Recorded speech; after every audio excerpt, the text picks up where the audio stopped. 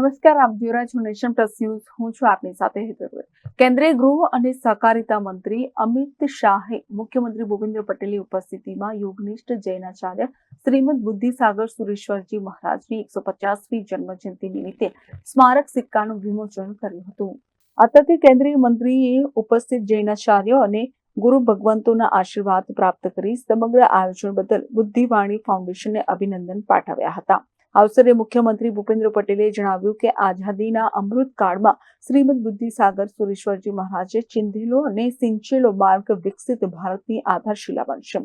શ્રીમદ બુદ્ધિસાગર સુરેશ્વરજી મહારાજને મુખ્યમંત્રીએ કર્મયોગી, ધ્યાનયોગી અને જ્ઞાનયોગી ગણાવ્યા હતા.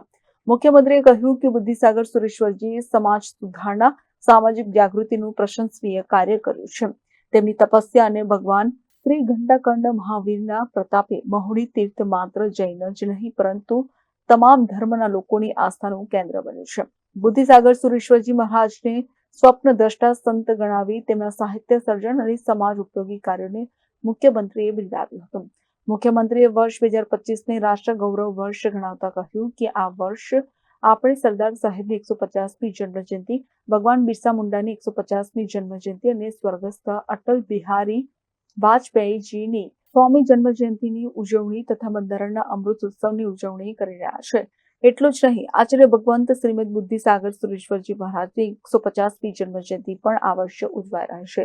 એ એક સુભગ સુયોગ છે, તેનો આનંદ તેમણે પ્રગટ કર્યો હતો. કેન્દ્રીય ગૃહમંત્રી અને મુખ્યમંત્રીએ ઉપસ્થિત આચાર્ય ભગવંત શ્રીમદ મનોહર કીર્તિસાગર સુરેશ્વરજી મહારાજ તેમજ આચાર્ય ભગવંત શ્રીમદ પદ્મસાગર સુરેશ્વરજી મહારાજ સહિત જૈનાચાર્ય મહારાજાના આશીર્વચન મેળવ્યા હતા. અમદાવાદમાં આયોજિત સ્મારક સિક્કાના વિમોચન પ્રસંગે જૈનાચાર્યો, અમદાવાદ શહેરના મેયર પ્રતિભાબેન જૈન, ધારાસભ્ય અમિતભાઈ શાહ, કૌશિકભાઈ જૈન તેમજ પૂર્વ ગૃહ રાજ્યમંત્રી પ્રદીપસિંહ જાડેજા તથા ટ્રસ્ટીઓ, હોદ્દેદારો અને મોટી સંખ્યામાં જૈન ભાવકો ઉપસ્થિત રહ્યા હતા. Bureau report, Nation Plus news.